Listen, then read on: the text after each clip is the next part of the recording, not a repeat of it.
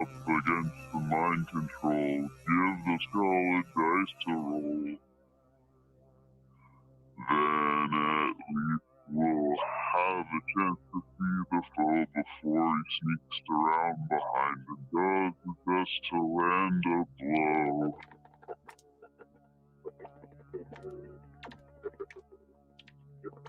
How's that?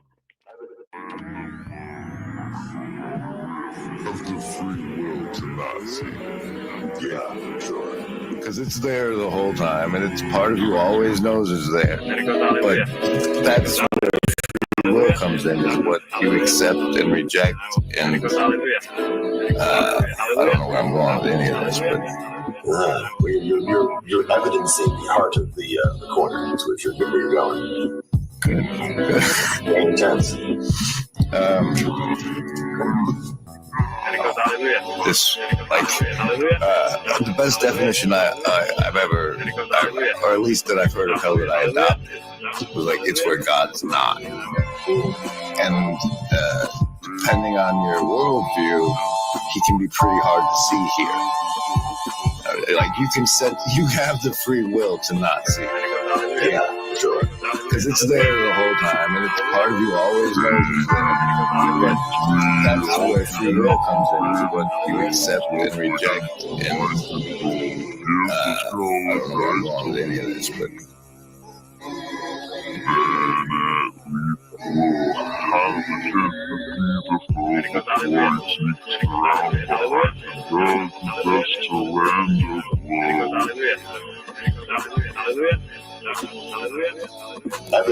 It's the heart of the corner, which is where you're going.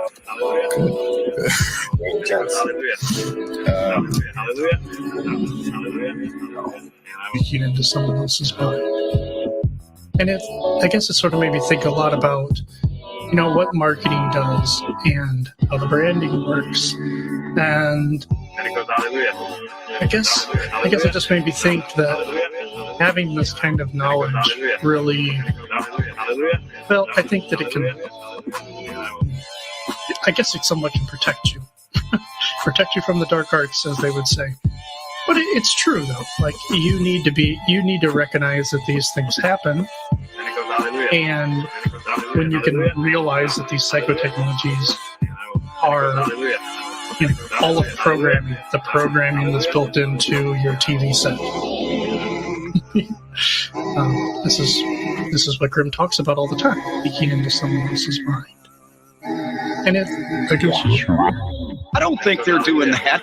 I think these insufferable douchebags are so in love with the smell of their own farts, heads so far up their own asses, that they genuinely believe that they're big stars in some capacity, and that if anybody talks about them, they do it because those people that are talking about them want their attention or want attention. I don't think they're doing that.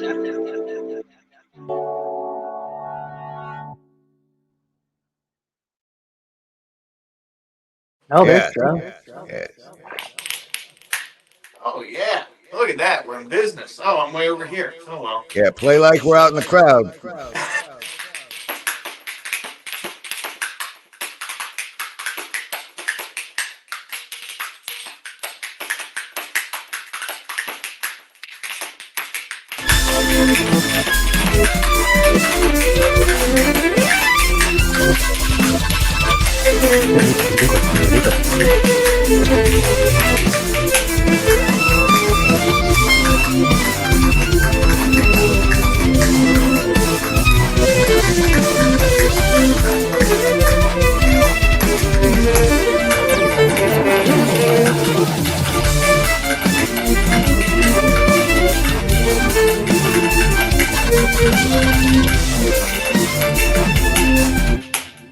Something like that. That ceiling fan psyop is wild. It's wild.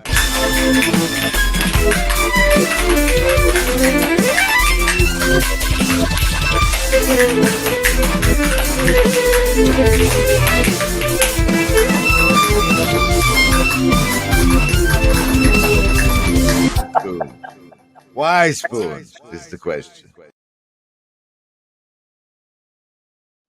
The underneath is an inquiry into the nature of our world, an exploration of our fractally patterned existence. Our world is manifestly strange, really weird, disturbingly odd, and yet we can't really see it. We've chased away anything uncanny, anything smacking of woo, any kind of explicit talk of spirit or spirits.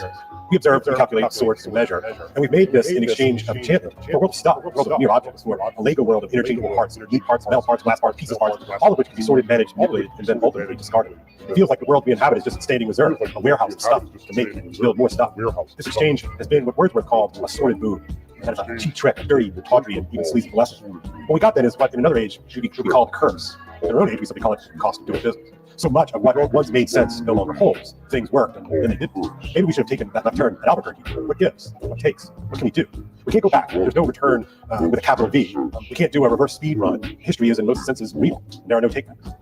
But I know we can't keep going the way we've been going. We didn't take that left-hand turn at Albuquerque, so maybe we have to go back and at least take a look at that space. And at that time, we can ask ourselves, where are we going? Where have we been? We have to figure out the wrong turns, what led to the wrong turns, and how we might reorient ourselves. Perhaps that turn should have been up or down instead of merely left or right. The point is that we are struggling to make sense of our lostness, or as a philosopher once said, experiences of our thrownness. We need to make sense. The bedrock of our inquiry will be to dig in and down and seek wisdom that has been lost or neglected or even buried. There is wisdom to be found, patterns to be matched, code to be cracked, insight to be heard. This will help all of us make sense and sense make. Before we live, I think, in very decadent times. Modernity is characterized by exhaustion and self-loathing, leaving many folks unconvinced that there is any point to it at all. We're a cul-de-sac of nihilism. It's our default. I do think, however, counter to that narrative, that there is a point. We do have a purpose. We do have a purpose. Part of our impasse is that we've forgotten who we are and what we are for. This collective amnesia is, though not entirely our fault. I think we've been denied our inheritance. It's not gold, or real estate, or titles, or signatures, but really we've lost the codes to what we might call our civilizational trust fund. Insight. We've been denied reception of our culture because that way of neglect, and even by culture side. We live, those who were tasked with passing on our wisdom have decided instead to tear it down. So the cultural minders had other plans. They fell in love with the great allure of novels fueled by technology and the great promise of the machine to be masters and possessors of nature. We are not merely making a political polemic or crudely political claim, being rather, as a matter of fact, we need to face our crossroads with sobriety, seriousness, and maybe even a good deal of levity. We need to reconnect and find ultimately to our wisdom. The good news is there's just so much out there, so many things. Bad news is that it isn't all that easy. It's not like binge watching Netflix. It's really more like going to the gym. You can't get fit or strong in an instant. It takes time. So I encourage you to check out my channel. It'll feature interviews and commentary of emergent phenomena, eruptions of wisdom. And I hope with your help to find a little signal amidst all the noise. I hope to notice patterns and connect these patterns with what we've been given or should have been given. I'll do my best not to bore you. I'll do my best not to waste your time.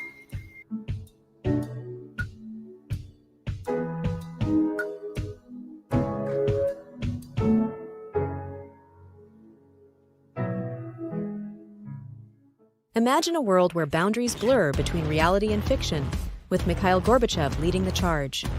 Gorbachev didn't just challenge political norms, he dared to break the fourth wall in storytelling. "Tear down that fourth wall," he exclaimed, inviting us into a new era of engagement. His metaphorical call wasn't for Berlin alone. It was a clarion call to storytellers and audiences alike. Engage directly, break barriers, and foster a dialogue. Gorbachev's words echo in the halls of creativity. As storytellers, it's our turn to tear down that fourth wall, inspired by Gorbachev's daring challenge. Join us in this creative revolution. Tear down the walls that confine your stories. Share, like, and subscribe for more inspiration. Share, like, and subscribe for more information. For more information, welcome everybody. Today's stream is a Sunday service, which means I just have to be here on the Sunday, and I've delivered on the thumbnail of it. It's also the Year 5 Reaper Harvest stream, and now is Larbgate Year 5. There was years 1 through 4, if not Year 0, and as such, we're going to be changing things up a little. See, up until now, what I've tried to do is use the clip stream function on the Discord, and a voting system with 7 indigo emoji die. And what we're going to be doing now is different. We'll go over what the different thing is right after savings throws. Coming up next.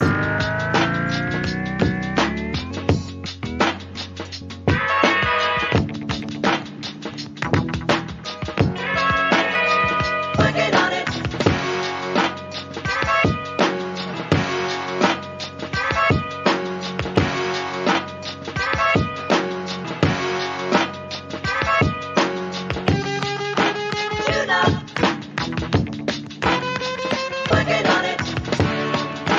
Tune up.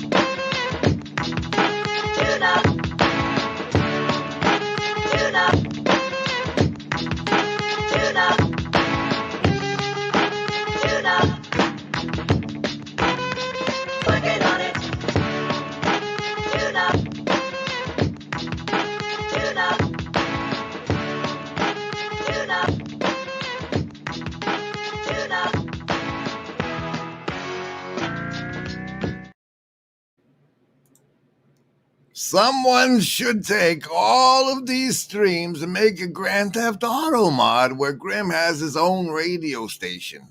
Seems like a good idea. Imagine a secret Easter egg where the saving throws help you on your mission. No, wait, welcome. Year 5 Reaper's Harvest stream. I'm Grim Grizz, wearing a really old shirt. There's kayfabe down here and Kiki on the way. It's a Sunday cluster. Hey, there's my bed, everybody. You like that? I didn't make it.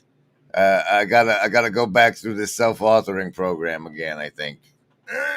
Oh yes, savings throws. Hold on. It's a whisper in your ear, now listen here. Remember, Embody, it's all so clear. No hidden strings, no puppeteer. We're by your side, have no fear. I cherish truth. I cherish truth.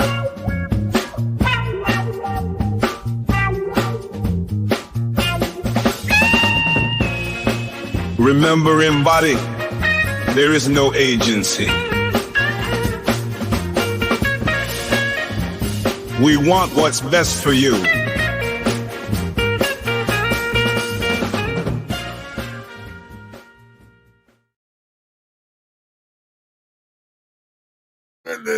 See, and if the Shadow Cabal wills it, right, they can.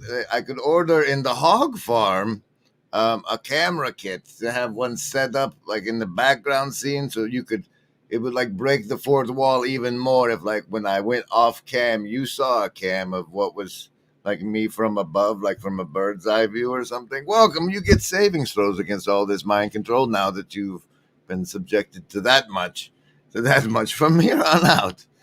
You got the ones from yesterday. Your yesterday savings throws were still active up until this moment, when we get to pick a new one where they're swimming in mind control, such as this I'm subjecting you to right now, and you get a savings throw against it here, where nobody else gives you that. Here you get one. They're colored dice. You get to pick between survival, social, wisdom, or heart as the basis for how you're going to resist all this mind control. I roll the die. If it comes up 10 or higher, you've made it, and you'll get half damage. Bonuses can apply. Ask your local Hive Mind chat member how to get them. How to get bonuses to these fancy rolls. If they're channel members, they might even give you a 7 indigo bonus, which is a +7. So all you need is a 3 on whichever die you have chosen, right after I say choose.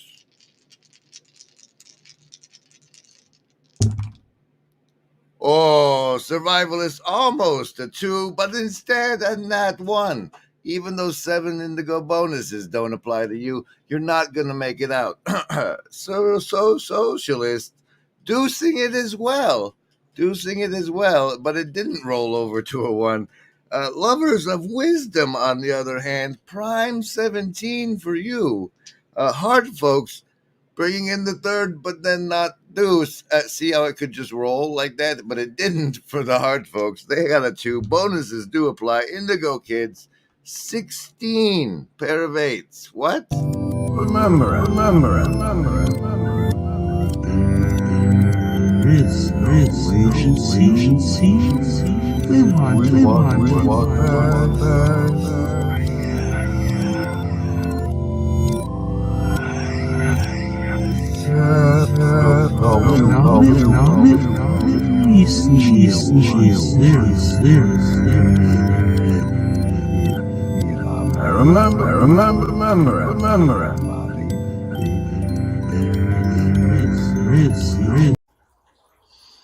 We all know that there is no agency. Any living gent can see doing what is right for me.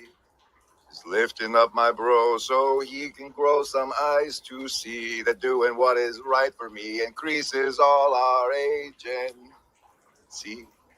Here they come. Never know, I'll never down. I love you.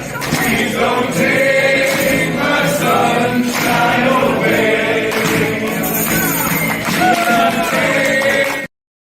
All right, right, eventually we'll get into the Reaper's Harvest sort of thing, but I'm not there yet. So instead, we'll take a stop on by The Thief in the Night,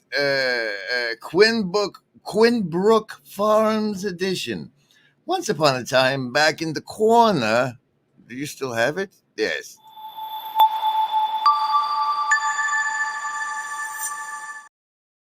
One Pastor Paul Vanderclay did a series of live streams during the afternoon. He called the Thief in the Night live streams to remind you that Jesus is going to come back like a thief in the night, and you better be ready. But here's a live stream. And in those days, I did Joker Afternoon live streams as a cross reference. And then what happened was a pirate captain stole my meme, and Bald-Headed kept showing up at every one of those live streams, and nobody can tolerate that much content. So he stopped doing them. But they made a return last night, I think, in The Thief in the Night Quinbrook Farms edition with these four famous people from our little corner over here. Look, who do we have here? Who do we have here? Well, above me directly is one Jeff P., legend from the OG Discord days, if I'm not mistaken. Some jackass in the Denimores Denny's hat. Get yours today for only 20. You still haven't marked it back up. How about that? Special thanks to executive producers Upcycle Club and the German Dragon. Okay, and then there's Neil from the famous from the Friday Morning Nameless, and one Mark D. Parker. And I've only made it halfway through this, and he's been called a serial killer 3 times. Let's see if that happens during the 33rd minute. Tell us how you got here, because it's still so strange and so weird for how people find this place. There are some obvious, clear, common paths where people always get here, but then sometimes you're just like, and the funny thing about him is, he's like, I have barely even, somehow the algorithm never sent me Paul's stuff. It was just primarily Vervaeke and Peugeot that I was watching. And then kind of at the last minute, I started getting some Paul stuff.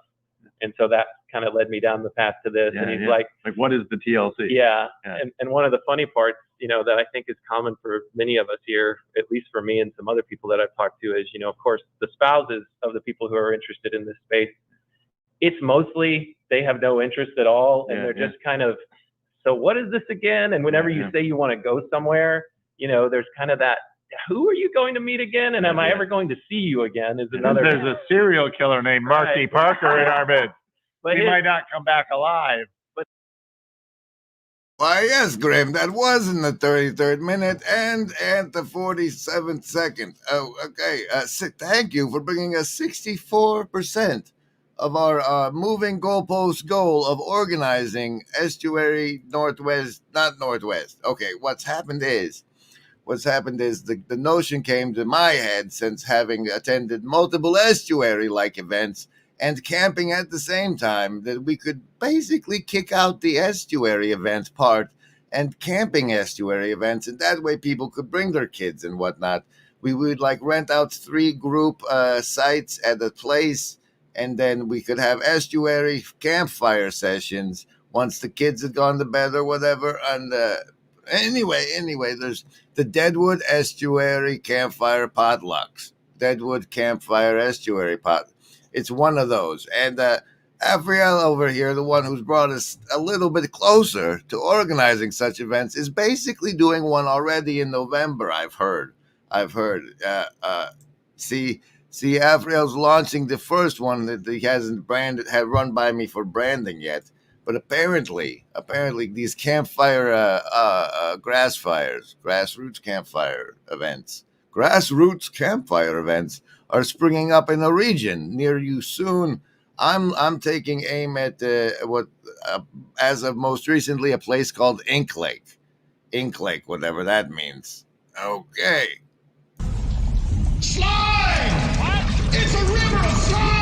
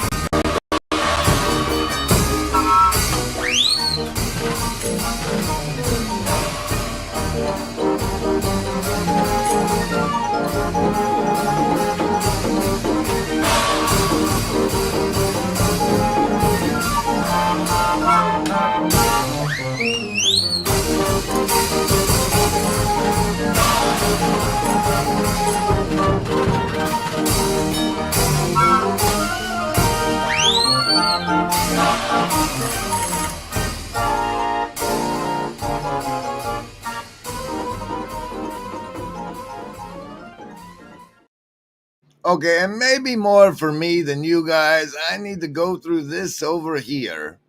Press the powerful control F. Wait, no, first you have to go all the way. Why is the zoom like that? Reset the zoom. Reset it. That's 100%? Wow. Anyway, you go to the More tab here and then scroll down to Show Transcript, right? And then you use the magical Control F and type Serial Killer. And we'll see how many times it's shown up in the script. Okay. Number one. At 7 minutes. 7-11 will play. Although we did make a particular bet that if we win, then we get to shave his beard, but only if we win. If we win what? What we can't talk about the bet. So no, I'm just making stuff up. Well, Mark D. Parker is a serial killer, of course. So that's number one. And then we, by the power of Control F, press this. It takes us to, he does it again at 27. Ow. And then again, over here. Kiki, what are you doing? You're serial killing me. Well, there's a relatively modern version of punk rock I like called the Sleaford Moth. Job Seeker. Check it out. The name of the song is Job Seeker. Well, speak up. Mike's over there. I don't know if they can hear you. Oh, yeah. The Sleaford Moth. Check them out. Mark D. Parker, serial killer, has been repeatedly called out for soft talking during the estuary, and which is kind of a funny thing, because as part of the older contingency with me, you would think that he would speak louder just so that we can hear ourselves. But he comes. Let's see. Number.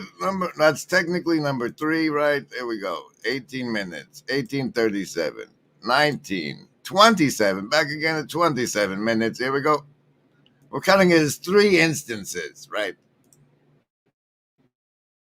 Estuary that I went to one time. Sadly, I've lived there ever since. Estuary. Well, I guess estuary there got started in full force about within the last year, probably. So I don't feel too bad. But I'm looking forward to now seeing what a larger event is like, because Mark, serial killer Mark, you've been able to attend a larger event and now a smaller event. You see, the defamation has spread, and it felt joyous to everybody. Go over there, Ken. Okay, and then now what we have to do at this point is pull up a blue church card of the show saint. Because don't do it, don't you do it, and because we know Mark Parker is associated with the blue church, and there might be a defamation lawfare coming to destroy this little corner after this live stream. Just in case, we'll need the ace of the blue church card of the show. And then let's play branding. Can we? Sure. Here's a commercial.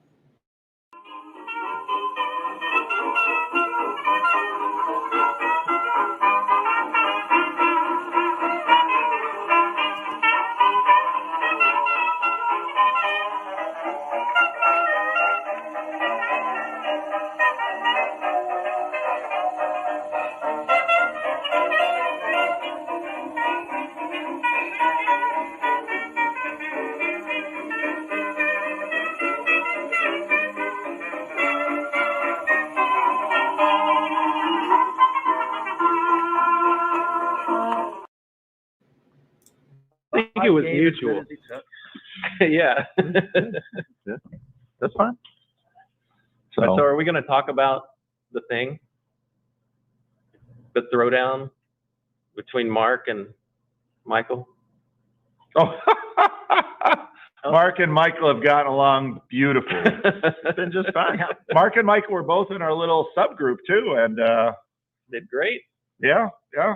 So no, Michael is a little more quiet and reserved than I expected, because he's quite active in live streams and he's quite active in his channel, and quite a good listener. So And I don't know. I think if Chad were here and looked into Michael's eyes, he might say Michael has beautiful eyes too.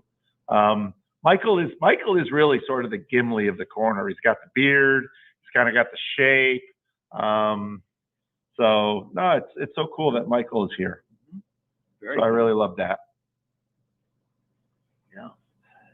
No, I thought it went well. It's no insults were even traded. I don't think there's no subtle anything, no subterfuge or. I mean, was there any tension at all? No, I don't. I mean, Mild. Part of the problem with being online and having these little online dust-ups is my read on Michael is there is no malice in Michael. He gets an idea, he gets excited, he can voice his opinion, but there's no malice in him. So, and Mark D. Parker is a serial killer, so you know. But I don't think there's any malice in Mark D. Parker's serial. And remember, Embody, I wield the power of repetition, for which I give you mind control saves. Paul Vanderklay is just wielding it willy-nilly, and he doesn't forgive him, Lord. He knows not what he does, really, with this. And as a contrast, I bring you live barbecue streams, which happened during the event, not post hoc after the event, during the Pacific Northwestuary. It only lasted 33 minutes. And then Kale, I'm sorry, man. I wish that you could have gotten approval. Because nobody else is going to replace us yet. So we're keeping it going. Nathan, have you gotten on there yet?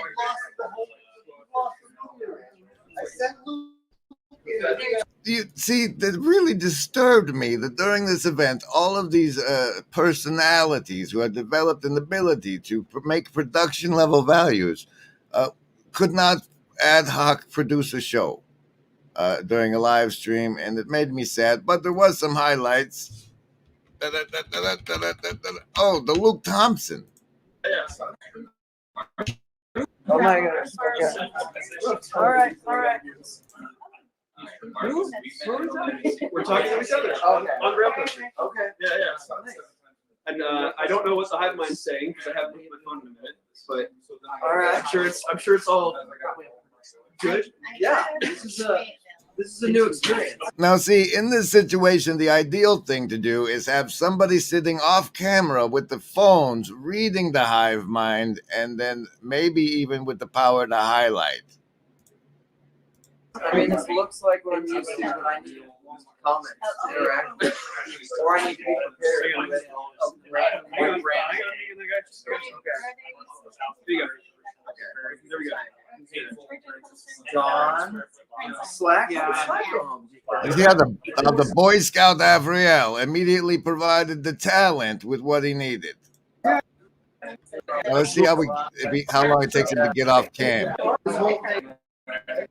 Got passing throughs. Oh wait, Claire makes her appearance. I don't know how she got there. I've had a lot of fun engaging with you.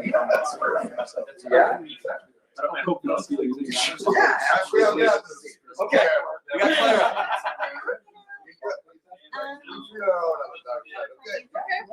Ladies and gentlemen, Claire is so terrible as an actress. What's up? We're live? Yeah.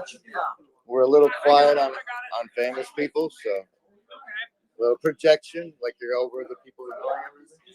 Projection, okay.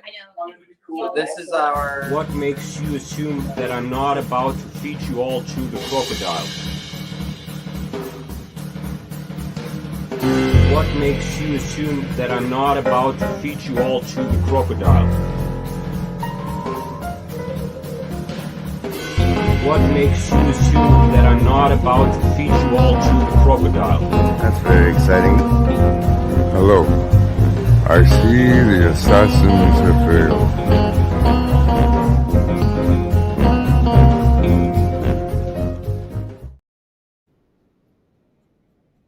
We have have hot developed branding live coming at us, but McMo says to me on the Discord MP4, and both of the files say QuickTime Mauve. QuickTime Mauve. Did you get that on video? No, I'm not going to. That's, I'll show you later. Look, the gator is obviously.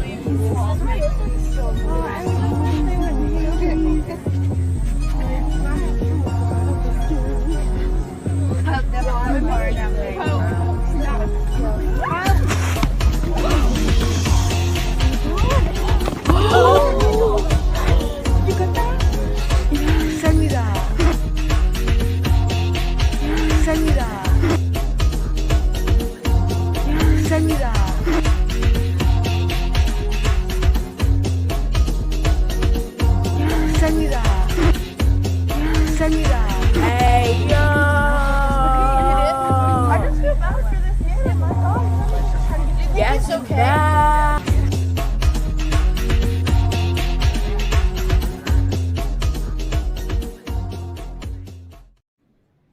All right, I don't have a timer, but we'll try and do 3 minutes. Now, see what you have on the screen is Clara the sociologist and Luke Thompson from Grail Country, and I'm Grim Grizz going over it with you. The sound is terrible, though I know there are lurkers and with lobster monkey skills. See, the thing about a lobster monkey, like our newest edition, who I didn't load properly, give me a second. Like love is worth saving. I don't know, love. Now encompasses. Hey, welcome. This is the Year 5 Reaper Harvest Sunday service stream for October 20th, 2024. And as such a bonus for you newcomers to say, I know there's 5 years of stuff you don't understand, I'm going to explain some lobster monkeys. See, what happens is there's the army of the 12 monkeys, like programming mimetic weight gravity, and there's also and that thing is in that thing, the army of the 12 monkeys is just an activist group who they get blamed thanks to the power of time travel. They get blamed for the events that made the catastrophe, but they didn't really do the catastrophe. And so the underlying innocence of the project I hoped to embed by using the army of the 12 monkeys.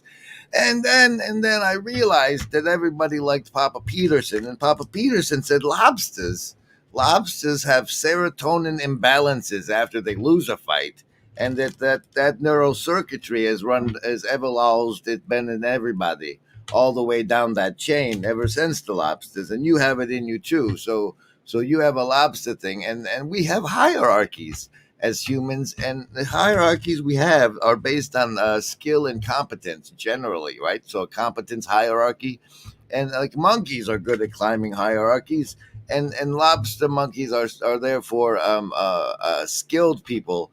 They're on a skilled hierarchy. I don't know. It might be a hey, you can hold a live stream audience skill, or it may be you have fancy sound editing power skill. And I think we have the sound editing lobster monkeys here. And I think it would be worthwhile to give them this and have them clean it up and then feed it to that documentarian who's supposed to be putting out a documentary about us, because he's going to need stuff like that.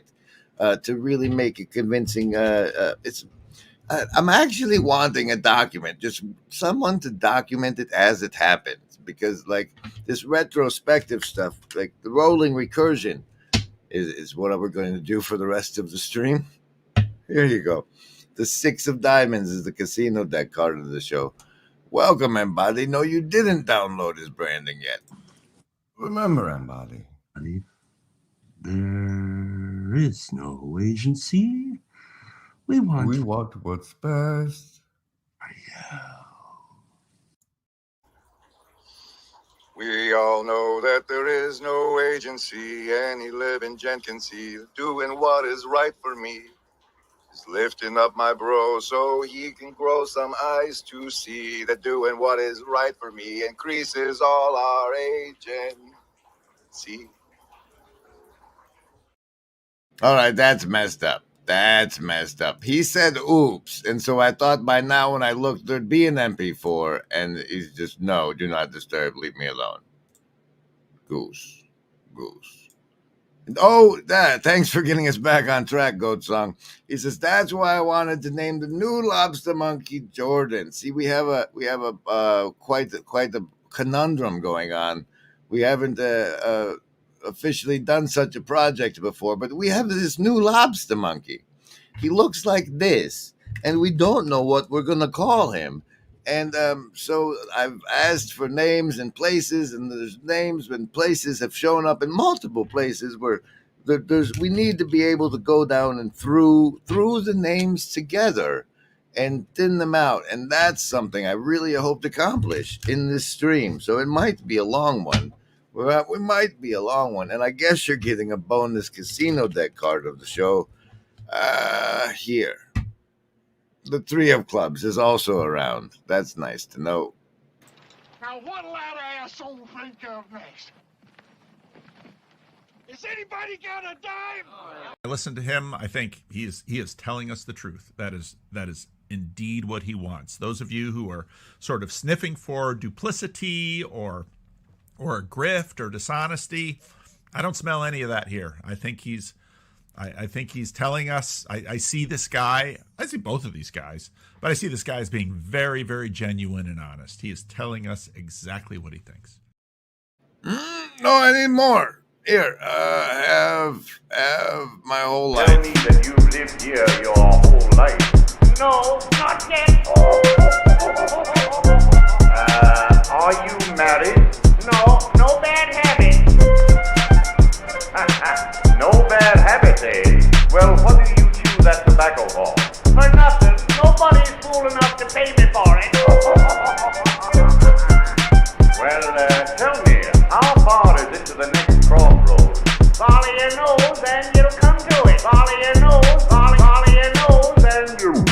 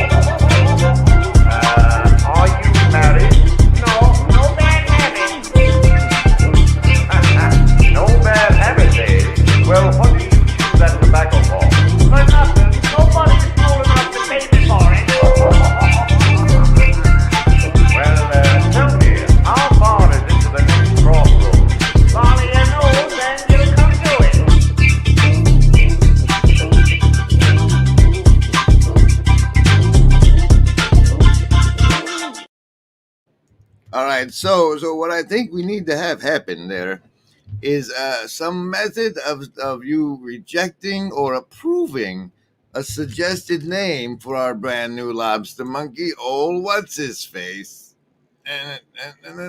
This guy. This guy's name. You get to help choose his name. So in order for that to happen, we have to select an emoji which communicates to me whether or not you approve or disapprove of the name in review.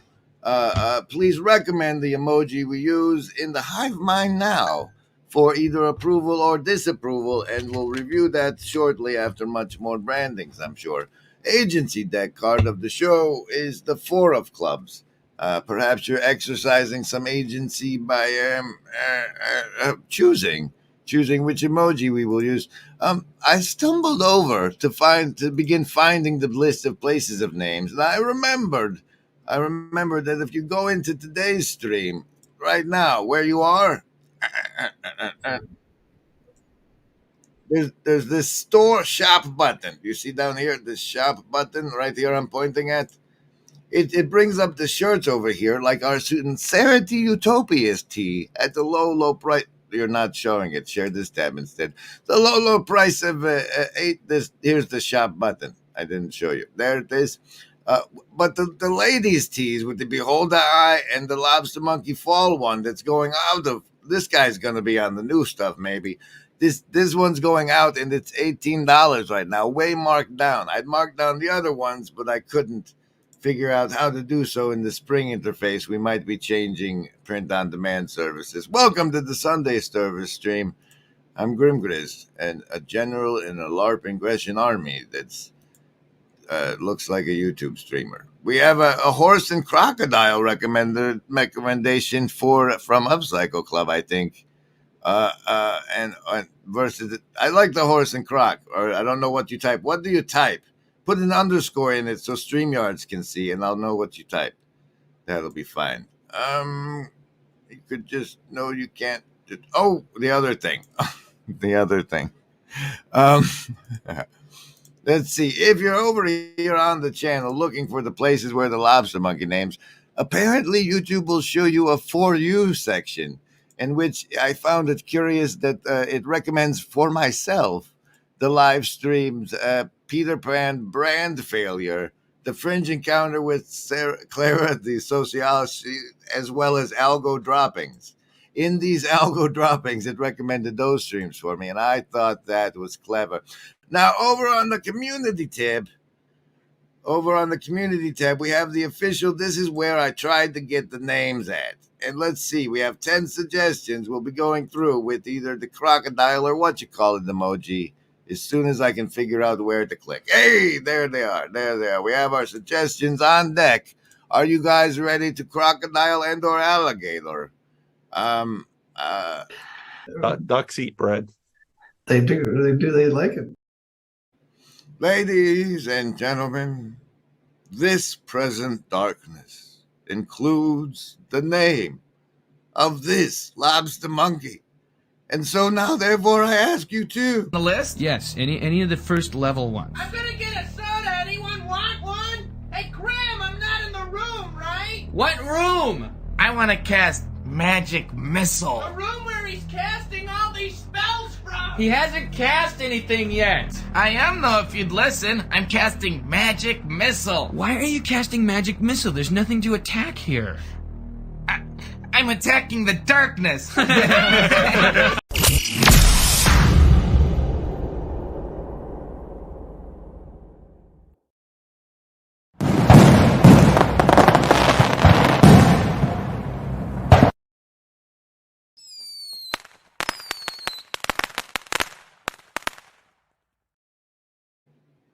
All right, we officially have how to vote. If you're in the Hive Mind chat, Upcycle has informed us that it's crocodile, or I guess monkey, or what's the other one? Crocodile or horse? So horse, or crocodile, to vote for the names coming up for this unnamed lobster monkey. Lobster monkey, are you ready? Here we go. The first recommended name in this Hive Mind thing is Chimpy McLobster. Chimpy McLobster. If you think this should be named Chimpy McLobster, please make a horse. If you think not that name, please make a crocodile. Welcome. We hope you're feeling virtually not alone. Don't forget to like, comment, and subscribe. Special thanks to the Shadow Cabal. So say we all. Is everything all right in here? Yes, Nanny. I was just trying to give them enough time to register their votes in the Hive Mind. We got a crocodile from Goat's song, Rascal. That's a lot of no's. Not Chimpy McWonderface. Let's see, Jordan Goodall. A recommendation by Jeremy first. The next one is Jordan Goodall. Does this look like Jordan Goodall to you? Let us know by horse or crocodile and here is your time to do that voting. In all our searching, the only thing we found that makes the emptiness bearable is each other. Keep it going. Never know, I'll never die. I love you. Please don't take my sunshine away.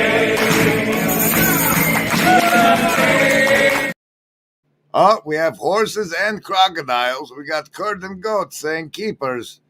And the 2 crocodiles from McMullen. That's going to keep it in the list. Jordan Goodall survives this round. James R. Henry with Champ being that's way too much. Oh shoot, where was I going with this? Attention. All right, wait a minute. No, this is not how you do it, Grim. You take the link and you put the link in the hive mind and you say, hey guys, why don't you guys go over there? And anything that gets more than 3 thumbs will make it to the next round. And we'll do similarly. Go check the last 2 streams. And I know it's a lot. You know, the thing is, this isn't television. This is the new thing. This is participatory. And sometimes that means clicking links and thumbs, but it makes you a part of something bigger than yourself and not a cat. And now this one. I don't want to know how things are to be. I want to exert action as long as I live, so that the sort of things which should, in my opinion, be, have more chances of being. If they're all set, it doesn't interest me anymore to see the year 2000 than it interests me to see the year 1000. The merit of the future is that it is not set. The merit of the future is that it is not set. The merit of the future is that it is not set. If they're all set, the merit of the future is that it is not set. The merit of the future is that it is the area in which we can exert our will, exert our efforts, and try to validate our values. That is the merit of the future.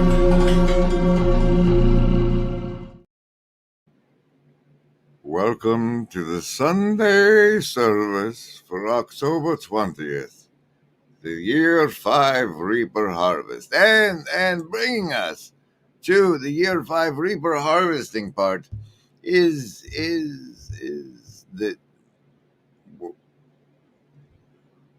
what were you gonna grab? You were gonna grab something from over there? Giving them savings throws? Just pull out the Canadian deck. Okay, so what happened is we have this thing called the Discord, and it's called the Broken Clock Tower Discord. And over there we have the clip stream, and where anybody could make these clips. Thanks to back in the day, in the early days,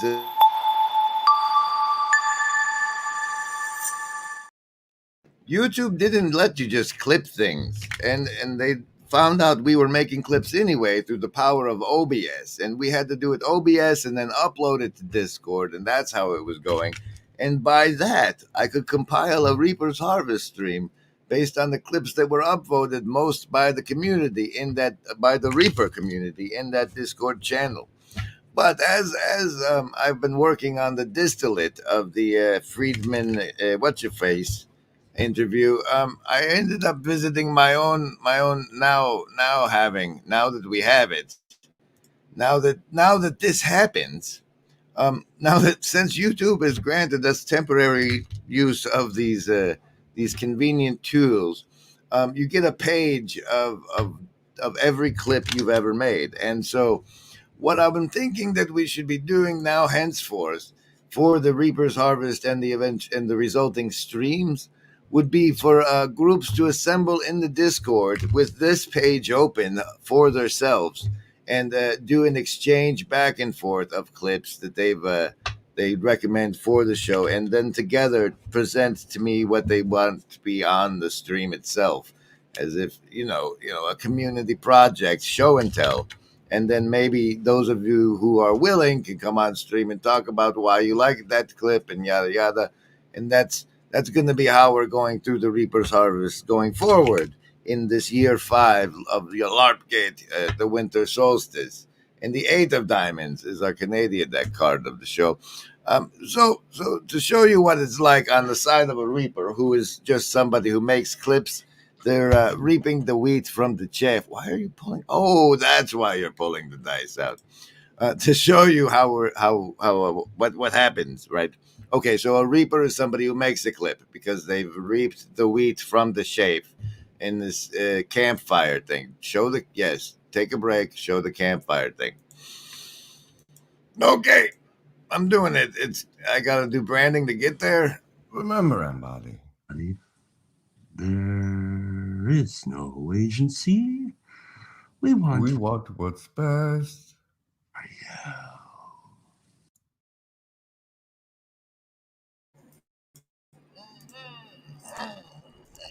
can't remember which one of the Weinsteins introduced this idea, but ran with it a little bit independently. Digital campfire. Weird because it breaks a lot of the social grammar. Your face is very large for me right now. No. That's the point. Mine is for you too, or for the viewers. I just met you. This is inappropriate intimacy. But the thing, all of that, no, it's thrown away. Its own grammar. At Rosano, the campfires, people are lit. It's like what you have in a circle. Right. It's something very primordial, but it's also using it in this really novel way. Socrates is very critical. Of course, the problem with that is it's intended. You're supposed to pay attention to that. That divide has been transcended, but it's also recorded with people moving between these conversations beyond that divide. It affords something really new in how we can interact with each other. It's a really interesting playground, kind of postmodern tendencies with a trial by fire, everything goes. And also searching for the connective tissue, right? That's very well said. That's briefly being embedded within it. It's been quite wonderful to watch the direct impact it's had on individual lives. Yeah. At the bonfire, we can sit and play music, right? Right. And with the people who have done such good work like yourself, who've put it into the medium, filtered down into the minds and the mouths of the people, and then we gather in small groups. Oh, this is wonderful. And recovered gems, little moments. Aha! This is what I've been doing my life.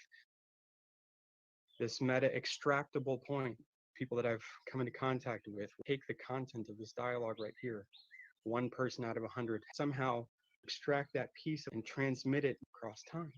Right? There are ways, and people are working. It's a fascinating way to level up finding insight.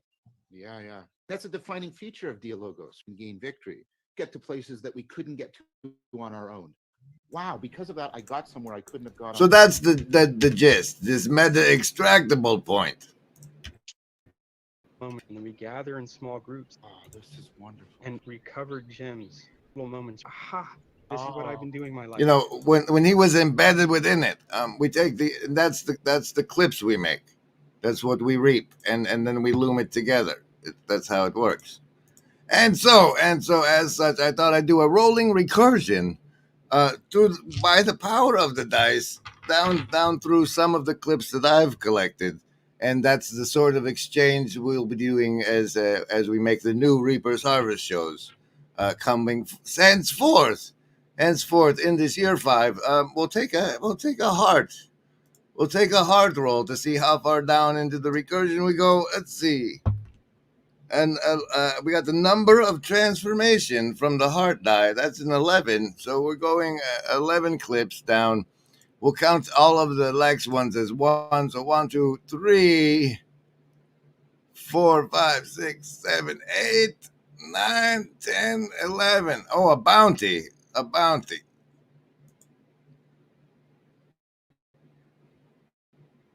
I should put in a big effort to find this. One of the early podcasts I found when I was first playing around with podcasting was Mark Maron. And I remember, I think he was talking about that woman that used to be on Saturday Night Live. I should. As it turns out, one of the other things we do, and since you're Reapers, you should know, is over on the Discord we have what is called the Scavenger Bounty Board. Where is that? It's a community thing. It's up here. And they actually spent some time looking for that, I think. And if I could find it. Oh, look, he found that meme for me. Hey, no, that's not it. It's in here somewhere. Meanwhile, this one.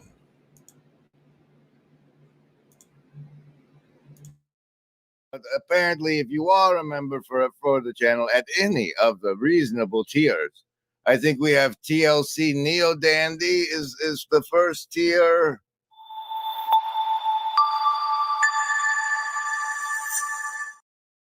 And then the second level is Shadow Cabal Acolyte. Third is like Pillar of the Community. And then the big first final level is Executive Producer. Anyway, what we got going on in the Discord is a bounty board where you can reward people with 7 indigos, which should be a cryptocurrency one day, for finding certain clips for you in the project you're looming together in the loom room, in the Reaper's Hall. And next up, we'll take the socialist die and see how far along it takes us in the rolling recursion through my clips. 8 deeper, it says. 8 deeper. Where does that lead us to? You switch to back, and then you got to find 11 again because it does that because you didn't hit control. And wait, there we were at bounty 1, 2, 3, 4, 5, 6, 7, number 8 from this. Wait.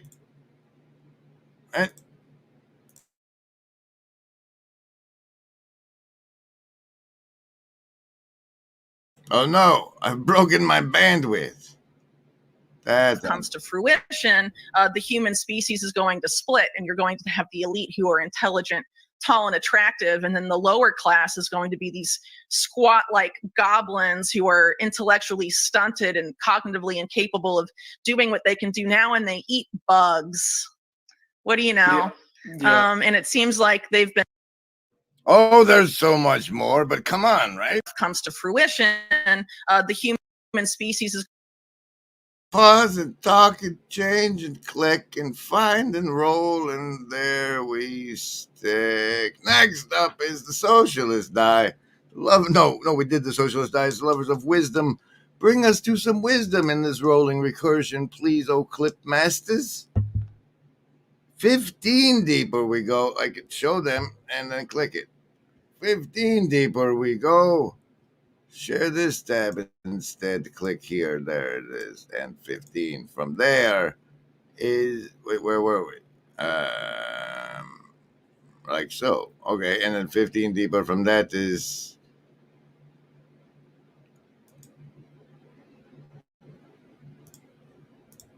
Reading Faulkner's book, where... So that, I'm going to be talking to Faulkner at some point soon. We're trying to get it arranged. Oh, really? That'd be wonderful. He reached out to me. He wants to talk to me because he saw some of the videos with Seth. Yeah. Okay. Reading Faulkner's book, where... So then as we watch the...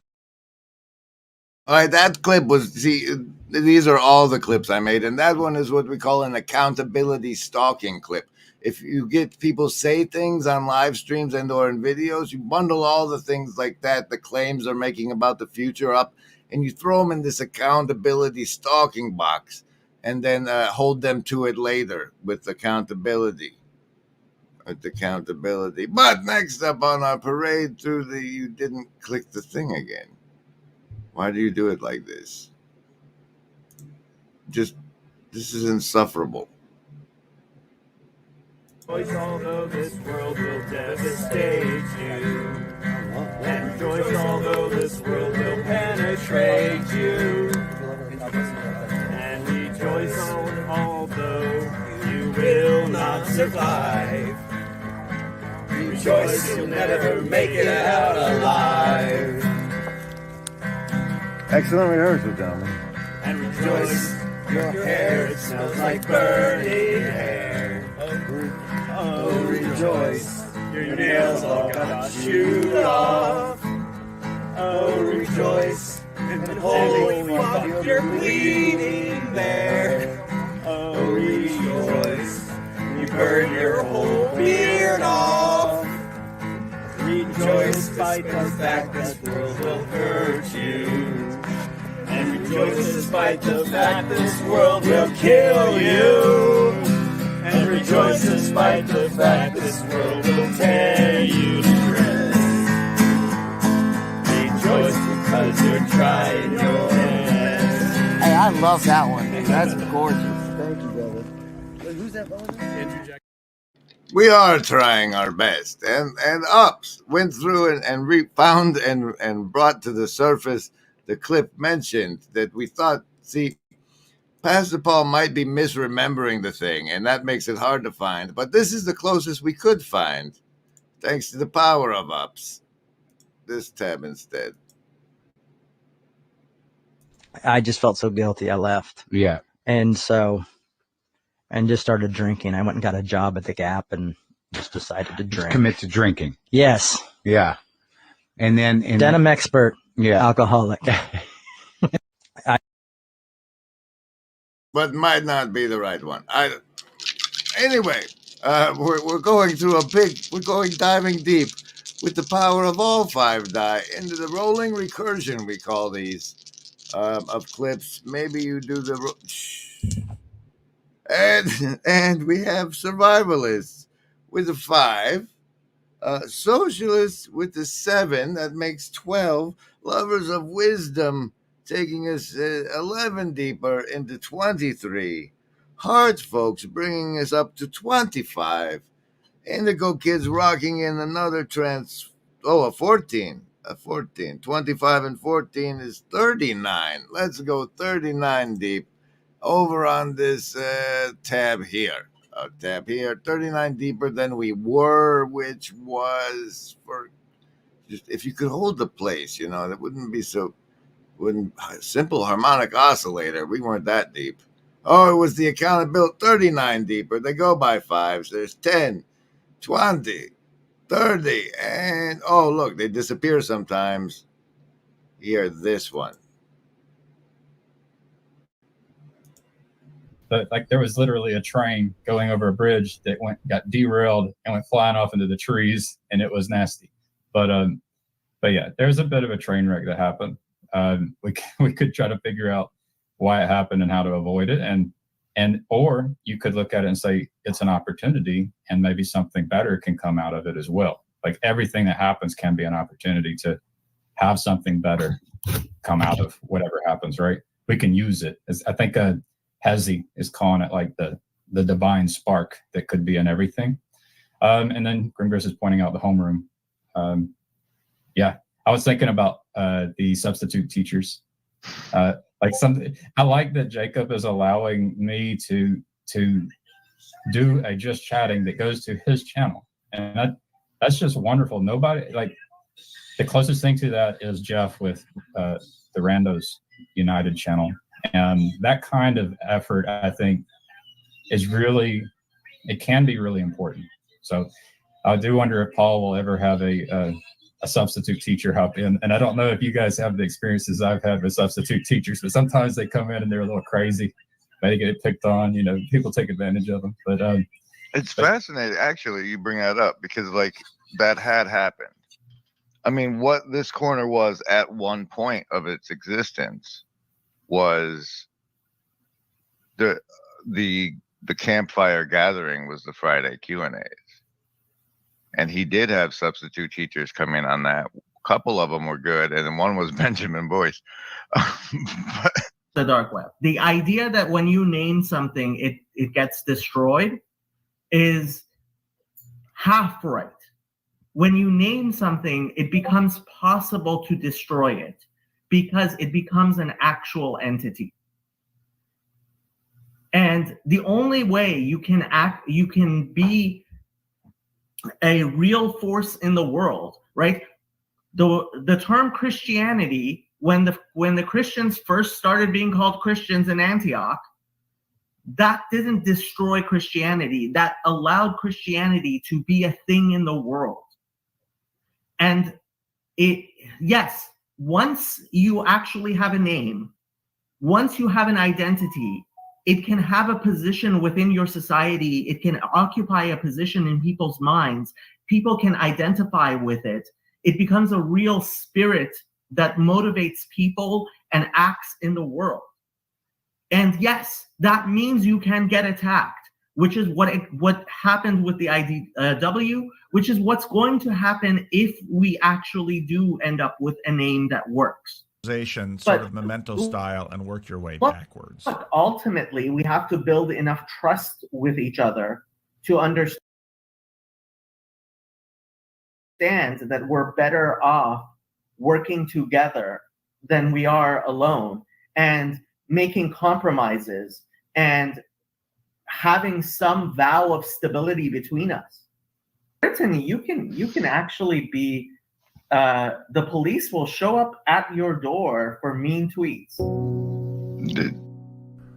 This means that the individual psyche is far from being safely synthesized. On the contrary, it threatens to fragment only too easily under the onslaught of unchecked emotions. While this situation is familiar to us from the studies of anthropologists, it is not so irrelevant to our own advanced civilization as it might seem. We too can become dissociated and lose our identity. We can be possessed and altered by moods or become unreasonable and unable to recall important facts about ourselves or others, so that people ask, "What the devil has gotten into you?" We talk about being able to control ourselves, but self-control is a rare and remarkable virtue.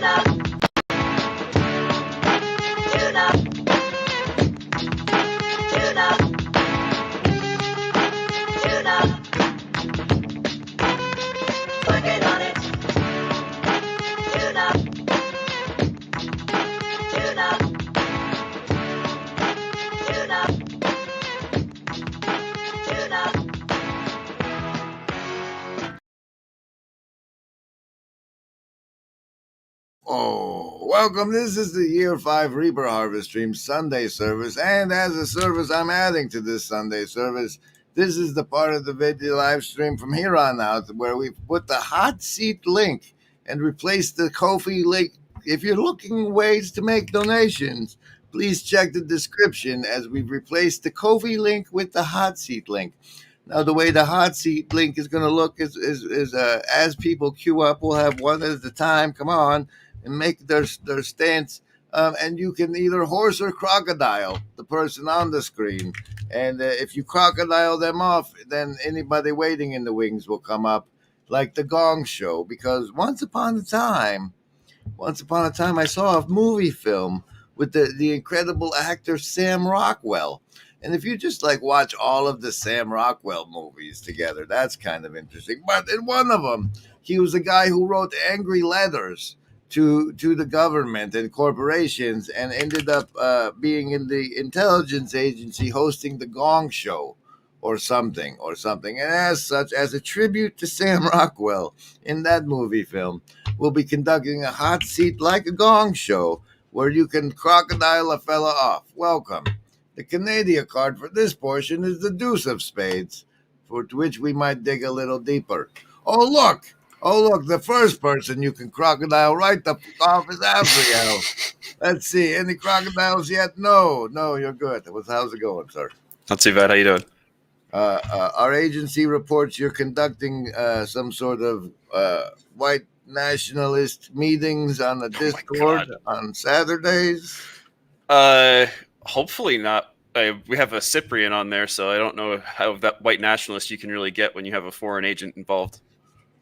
Well, at least it's a monitored activity. What highlights what did people miss this Saturday? Let's see.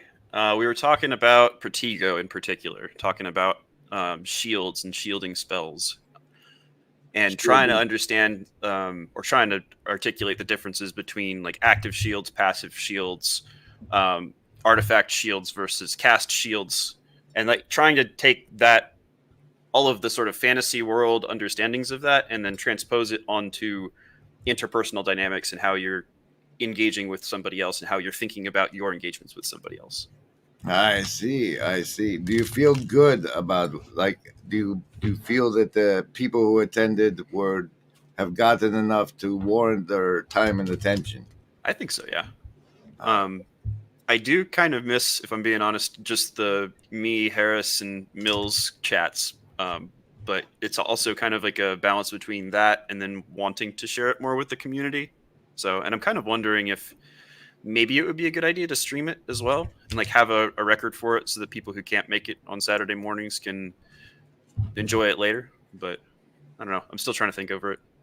Yeah, it was provided to me by the Canadian deck that trying to sell a class is sort of out of character, but coming together and doing the room of requirement versions of a class isn't. And so for those of you who do participate in Tencent and China's monitoring of everything you do on the Discord, please stop by the Broken Clock Tower on Saturdays for what I thought should be called the Room of Requirement events. Good with the branding. Let me see what happens. We're still kind of in the hogshead, though. I would say Room of Requirement is once we start to get things more ironed out and we can actually like teach the stuff rather than trying to understand our own things. Well, come on down to the Hogshead or the Tavern Telepresencing room. There we go. This Saturday. Agency deck card for that part. Rude. 2. Deuce is a deuce of a show, as far as I can tell. We've still not gotten any crocodiles from you, so I want to check out something. You see, McMo has sent me these things. Oh, wait, is it the actual MP4? All right, hold the stage. I'm downloading something. Wait, okay. That's not you. This is no. Well, here's a question: can I do clips while you're working on that? Put it. What do you mean? Do you want superpowers? It's so hard to grant superpowers. Up to you. Yeah. Okay. Go. Okay. Try not to fuck it up. Well, you're on. All right.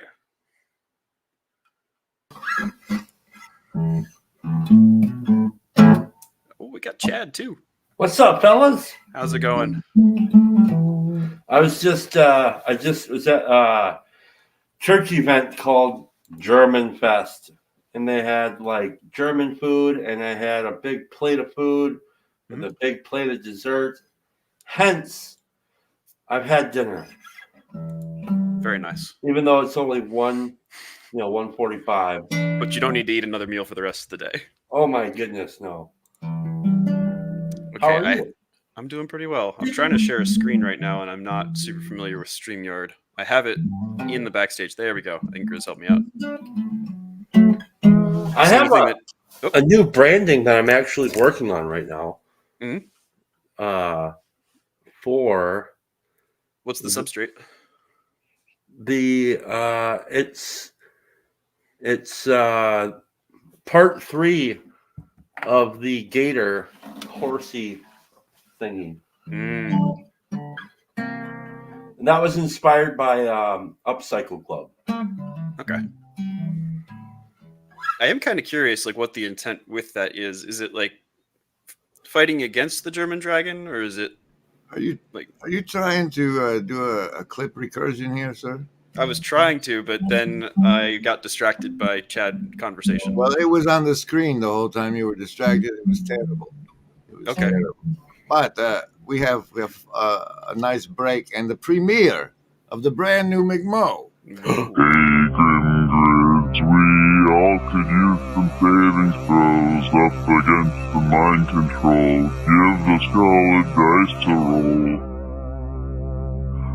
Then at least we'll have a chance to see the foe before he sneaks around behind and does his best to land a blow.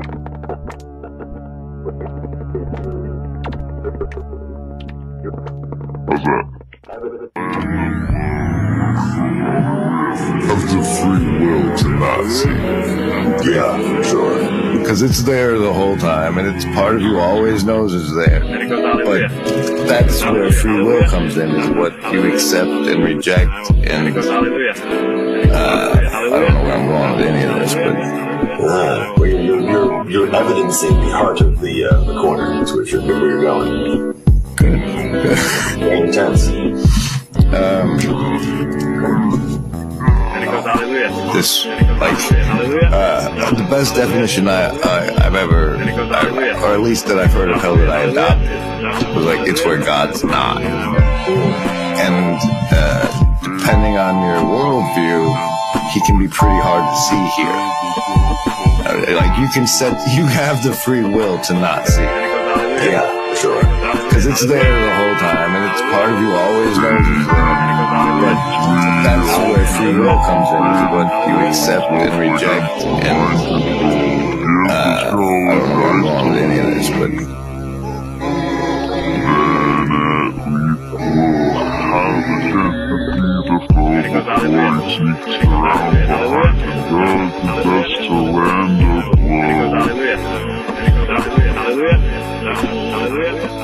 I've been considering part of the recording to where you're going. Very intense. Peeking into someone else's mind. And I guess it sort of made me think a lot about, you know, what marketing does and how the branding works. And I guess it just made me think that having this kind of knowledge really, well, I think that it can, I guess it somewhat can protect you. Protect you from the dark arts, as they would say. But it's true, though. Like, you need to recognize that these things happen. And when you can realize that these psychotechnologies are, you know, all of the programming that's built into your TV set. This is what Grimm talks about all the time, peeking into someone else's mind. And I don't think they're doing that. I think these insufferable douchebags are so in love with the smell of their own farts, heads so far up their own asses, that they genuinely believe that they're big stars in some capacity, and that if anybody talks about them, they do it because those people that are talking about them want their attention or want attention. I don't think they're doing that.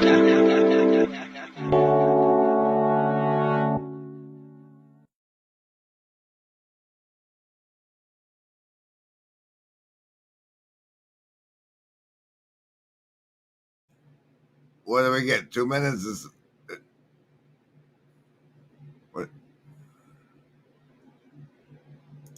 What the hell? Imagine a world where... It's a good long branding. No, that was like leftover nonsense at the back. It's terrible. Anyway, only 2 people are supposed to be on until one of you gets crocodiled. I can't come. Oh no. However, will we deal with this? I could do it right now, bitch. Are you going to crocodile me, or I'm going to crocodile you? No, I was just like, you guys get to carry the show for a while. Oh, okay. It's great for me. Here's how I'm going to crocodile it. Okay. Let's see if it works.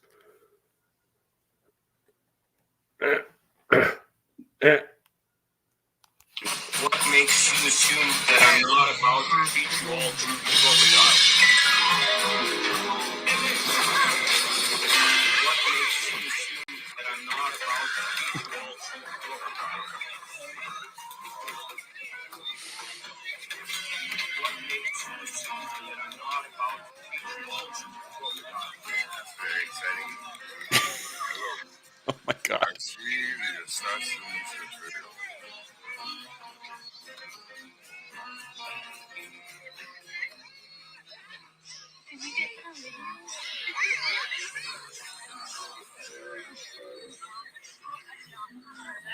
Wait. Get that crocodile out of here. 1 second. I gotta fix it. Okay. We'll go back. No. Roll on. They got as much as they get, Chad. Come on. Now. Okay. All right. It's okay. a sneak peek. It's a sneak preview. I gotta fix it. I don't know what I'm gonna do with it yet. It's good so far. I love the clip.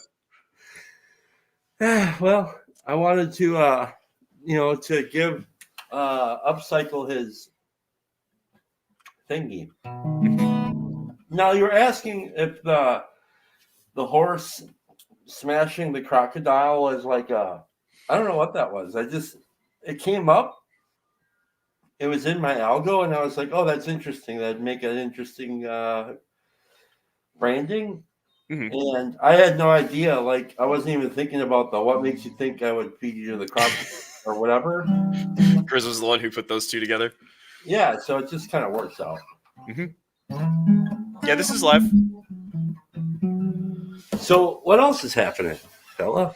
Well, let's see. I just dropped my wife off at the airport this morning. She's going to be gone for training for a month, which kind of sucks, but it is what it is. MI5? No. She doesn't like saying exactly what she works for, but she works for the government in like law enforcement capacity. So that's what I'm saying. Are we going to get an agency card deck of the show pull again? No, they're getting kicked off the stage for just breaches of safety protocol.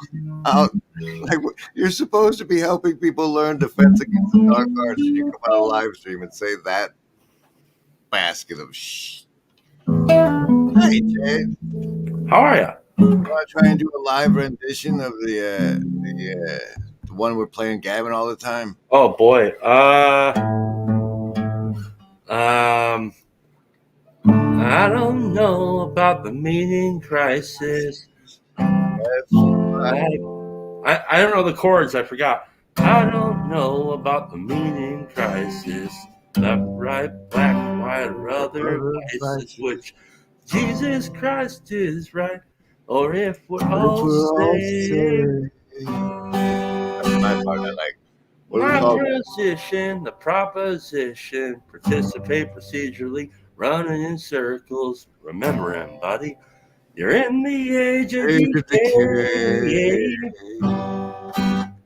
So you better sing along, F. Symbolically speaking, the reapers are reaping. Damn Americors are whispering sweetly. The NPCs in the belly of the beast. Red pill, blue pill, red pill, red pill. Mars Hill, DMT, or whatever you feel. God, 1 and number 2, it's all the same damn thing.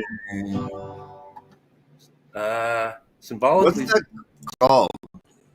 Oh, the song is called Ontology for Dummies. Let's bring up the official version, and then we can rehearse together, maybe. I don't know. It was so sad right after Avriel here. You can't rehearse over internet with songs. The delay is too much. We're It doesn't fine. work. We're fine. We are fine, sir. Tell everybody how sad it was at the campsite where nobody could remember a song, and we had to look at the phones. I still need to write the fucking Substack article that I had in my head from that. Hang on. What was the... It's in my notebook, which is over there. I'll get it later. But basically, like, we've forgotten how to sing, but we're remembering how to.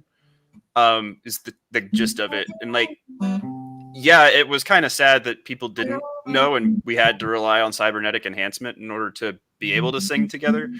But I will say that was one of the most powerful moments, at least for me personally, of the entire event, was having Rejoice sung around the campfire together. It was absolutely incredible. Nice. So that's the first song on the playlist, by the way. If you go to the Broken Clock Tower Discord into the tavern, there is now a link for a Spotify playlist where if you want to participate in deciding what songs will be sang at the Estuary Campfire events, you too can contribute to whatever song you think should be on that list. Just not you two. But how But it has to be good. this? The executive producers reserve the right to make sure that all of the songs are allowable. I don't know if anybody here in the room or what. Sorry, go ahead. No, I was that backstage. was good. Okay. The executive producers how reserve do the we- right to decide if a... God damn it! There isn't this much lag. This is an artificial. You're LARPing that there's lag that there's not. No, there is Anyway, totally lag. The Shadow I've Cabal seen may this or may not chat. reject your song submissions, and like, apparently they have to be on Spotify. I'm terribly curious myself how to get this on Spotify. It's all yours, boss. Wants to get into the room to talk about this. Have at it. I have something to say quick about this. So what came to my mind was idea is the current telos in the story of now. So I don't know what the hell that means, but that's what came to mind. So it's like it's constantly updating and firing. It's like a flame, like with a flame, you need oxygen, and it's constantly burning that. That's brilliant. I don't know. That's the vision I had. What the hell do I know? Well, here you don't like theoretical thought there, and you jumped right in first, Chad. So you're welcome. Welcome to Fancy Vervaeke land. Fancy Vervaeke land. Fancy Vervaeke land. I don't know about the meaning crisis, left, right, black, white, or other vices, which Jesus Christ is right, or if we're all saved. From my perspective, our propositions participate procedurally, running in circles. Remember, everybody, we're in the age of decay. Symbolically speaking, the reaper's reaping, the egregores are whispering sweet. They all NPC in the belly of the beast.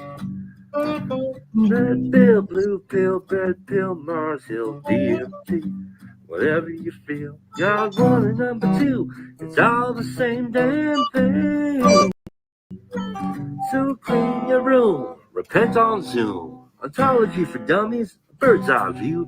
Cause if you really knew, could you really even say? Totally brave, totally saved. A total disposition from the bed we had made. Is it the elect or is it just insane? Robert Bakey, the Jonathan Peugeot, Jordan Peterson to the Chris Perdue show, Paul Maynard Clay, Griswold Grimm, and all the Darcy shades. This estuary ditty is a little bit cringy, ain't quite the U-shape or the hero's journey. All the NPCs in the flood treading water to watch you save the day with a bunch of teeter totter. From the Ortho Bros, Catholic Joes, Atheist Joes, Protestant folks, Jewish Jacobs, Joe Schmoes, and everything between. So love your Lord God with all your heart and your soul, all your mind, all your fingers and toes, all your neighbors too, as if they were your own. So love the Lord God with all your heart and soul, with all your mind, all your fingers and toes, neighbors too, as if they were your own.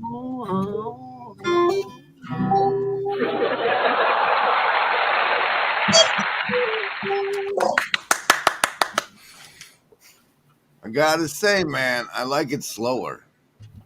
Me too. Gavin's version is better. Those lines hit too hard, right?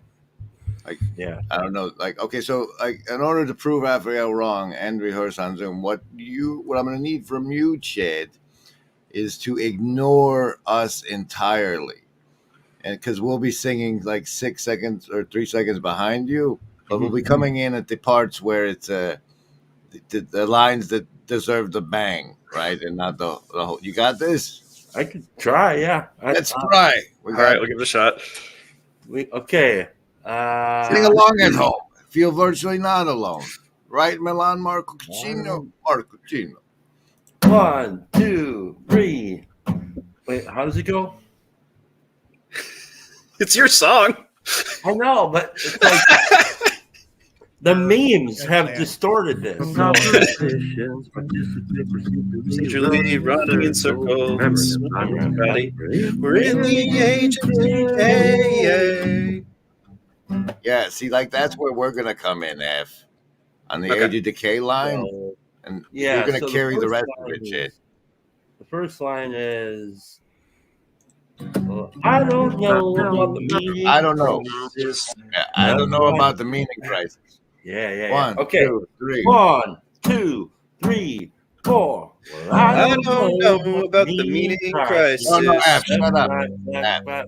We're just doing the Age of the Cape. We're coming Okay, in on we're- the last line. Okay, we're the backup chorus. Yeah. We're backup singers. Okay. Okay. Well, I don't know about the meaning crisis. Left, right, black, white, or other vices. Which Jesus Christ is right, or if we're all saved.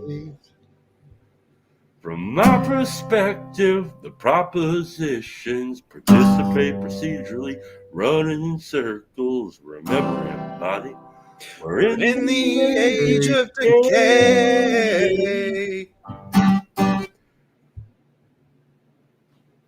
We broke it. Hey, that was fun. Good job, everybody.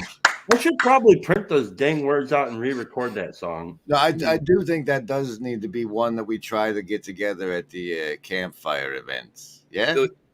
Yeah, if you re-record it, we can post it to Spotify and add it to the playlist. There's 2 recordings. You could take either Gavin's or mine, and they're yours. I didn't write them to make famous because that's ridiculous. But that's how it's going to happen because we have bird brains. Yay! What's reality? I don't know.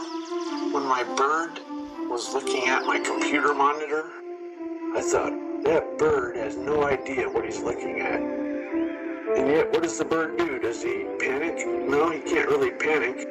He just does the best he can. Is he able to live in a world where he's so ignorant? Well, he doesn't really have a choice. The bird's okay, even though he doesn't understand the world. You're that bird looking at the monitor, and you're thinking to yourself, I can figure this out. Maybe you have some bird ideas. Maybe that's the... It's not worth the risk of the copyright or hearing. Hey. So, Chad, I feel as though we've been distant since my capacity to receive aid on selling this house fell apart. And what? Not intentionally. No, but there's just I was falling apart too much to receive the help you guys were offering, and it was humiliating. And so, not being around you reminded me of that humiliation. So, how's it been going over on the Friday Morning Nameless? It's been going very, I think, I don't know, kind of, it's been going well, I think, that just kind of riding the waves and watching other folks pop up and do their thing has been really cool. And, as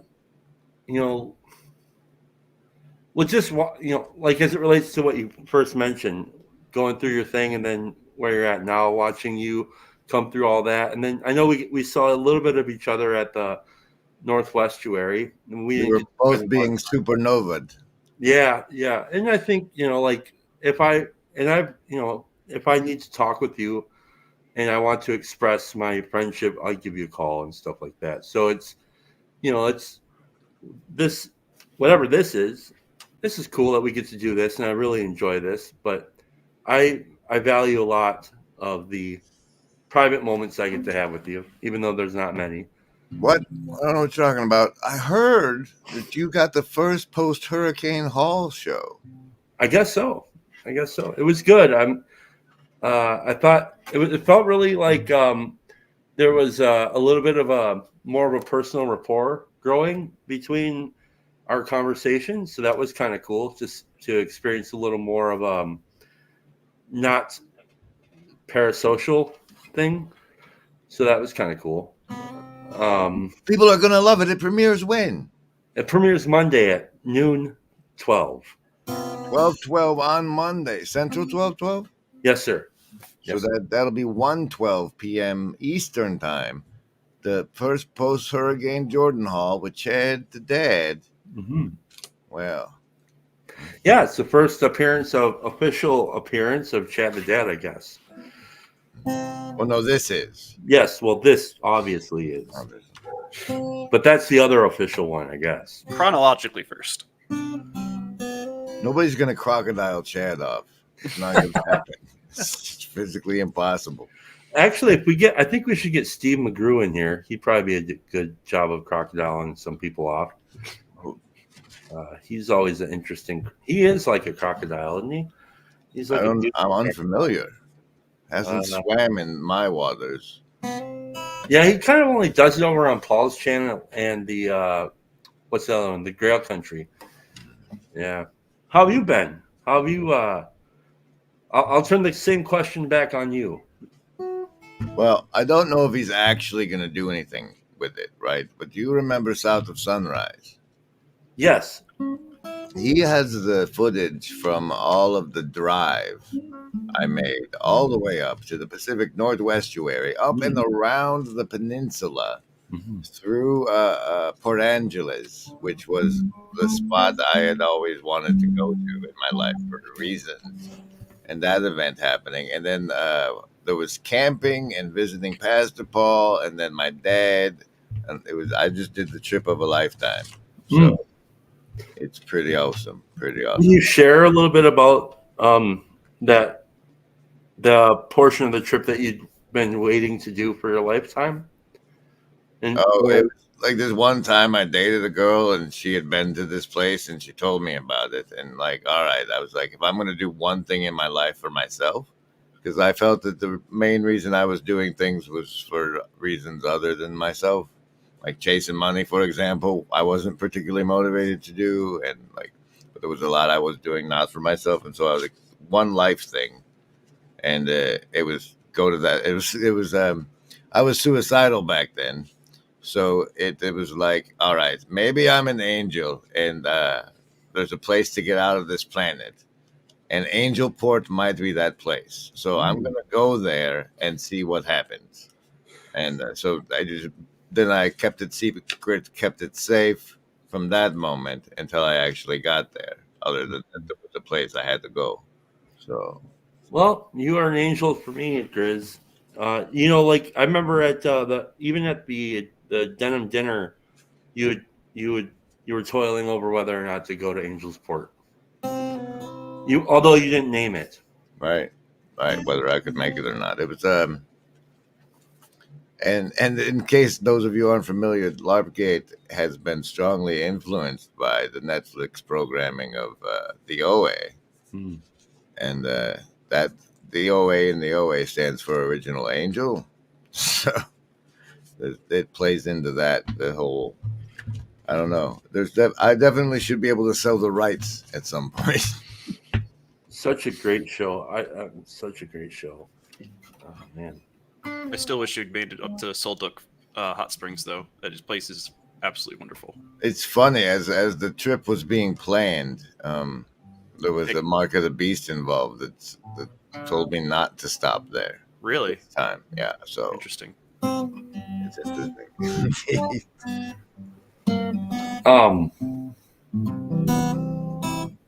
Do you like the new setup here? It's a weird angle. Yeah, this new weird angle. I've been trying all these different places. I got that's where I do my morning show from, I guess. Yeah, behind the bar, man. Yeah, it doesn't work with the guitar, but like the triggering that'll do. Right. We're at the German Fest, and I was just looking around like, man, I go to the church with a bunch of drunks. I love it. And Anne was like, why do you love it? I said, I don't know. It's kind of like exposure therapy. It's cool. Like, it's fine. They get to have fun with it, and I get to watch them have fun with it. And that's cool. Are we going to get anything on your channel from Neil's experience with the Baker's Coven in Connecticut? I'm sure we will. Yeah, he's coming in. Actually, he's flying in tomorrow night. He has a business trip in Wisconsin, in Madison tomorrow, and then he'll be stopping over here afterwards, and we'll be doing a recorded show. I'm sure he'll share some of that, and then we're going to be talking about, I don't know, it's hard to explain what we'll be talking about otherwise. And then we have, after that, at 8:30 Central, we have a business meeting with with all the folks who are putting together the 2025 estuary Midwestuary event. And so that'll be cool to see where everything's coming. I'm fascinated to see what structures and groups have to form to successfully facilitate an event of that size. Yeah. But we are pitching the smaller campfire things. Which, yeah. Are you familiar? Yeah, I'm very familiar. I've been watching your show, so I think actually both styles are going to be necessary moving forward.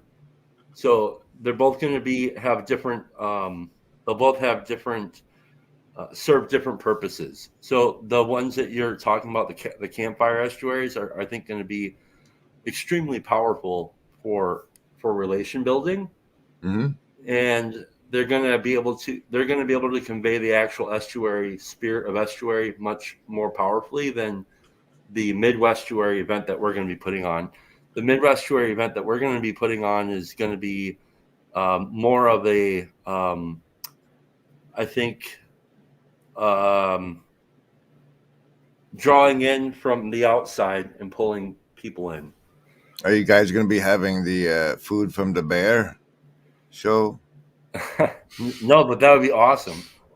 I mean, there is like those type of food meals you could cater us with, or are you doing upper crust like we want big dollar people to come in catering? No, I think so. Right in town. So this is all speculation. So right in town, where it's going to be at, there's a company called Portillo's, and it's from that town. So I think that'll be the food that we get.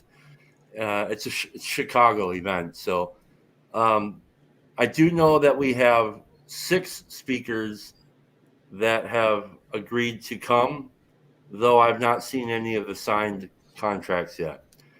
Signed? The guy that's got to sign contracts? Well, before I can say who will be there. Wow. See, that's like a level of organization and manifestation into the realm of legal and corporate identities I was hoping to avoid in any conferences I was, affiliated with. Well, I mean, even the Chino event had a signed contracts. So, you had people who signed because you gave them money for their. So if you're receiving the speakers' fees and the lodging and whatnot, right. So, and if people are interested in like hosting these kinds of events, like I know that it seems daunting, but it's really not all that daunting. If you have an idea and you really want to run with it, like Grizz, you inspired Neil and I to put this one together. And so you put out an idea and we said, we like that idea, but we want to alter it. And then I just started asking people for help, and that's how it all kind of starts to come together. So if you ever want to put together an event, ask people for help and aim the event the way that you want it to go, and that it should start to take shape.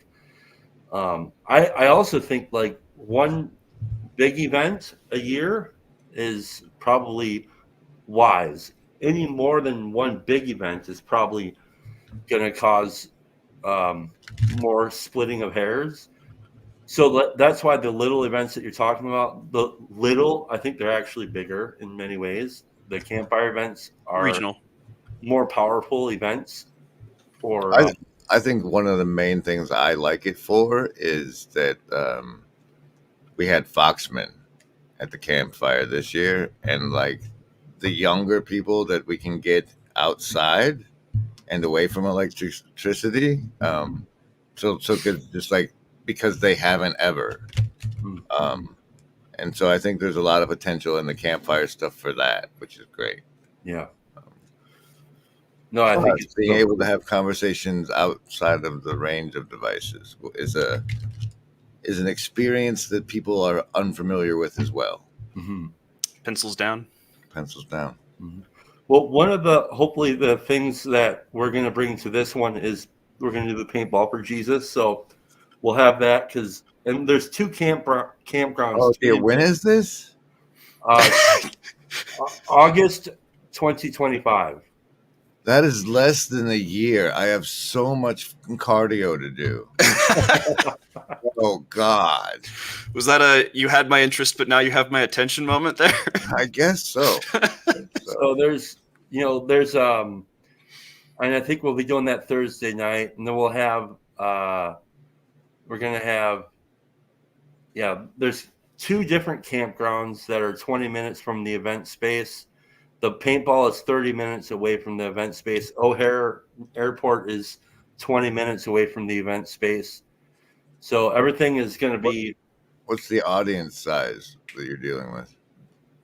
Anywhere between 300 and 500, but probably more like 5. Is it at what population of attendees is it worthwhile to commission like local minibus shuttles for stuff like this? Anyway, I think we thought about that, so we may still consider that. Churches sometimes have buses. No, I don't know. No, I think That's wild. These big ones are fascinating to me. I wouldn't even know. But so the thing is, Thursday night, the Paintball for Jesus Day, which is the pre-event day, those generally don't have all of the conference attendees. So those are more for the diehards. That would be more of your closer to your realistic estuary experience, as you're going to be your Thursday night event. And then Friday and Saturday are going to be the conference events or the festival events. And those are going to be a little further away from what I think you and I have experienced as it relates to estuary events. But they're also meant to draw in to the whole thing as a whole. So like these bigger events are meant to pull in people who might be interested in this sort of thing.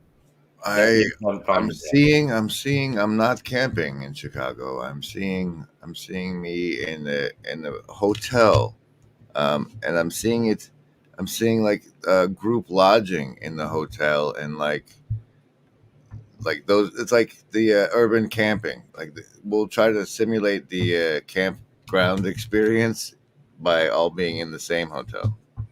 And also, there's also a lot of Airbnbs, so yeah, that's probably the way to go nowadays. But that way you can have a dinner if you wanted at your own house. You can have people come over. But like a micro celebrity in each of the B&B group B&B things would be neat. Yeah, I think that Ann and I will probably end up staying at an Airbnb, but we'll have the baby then, so.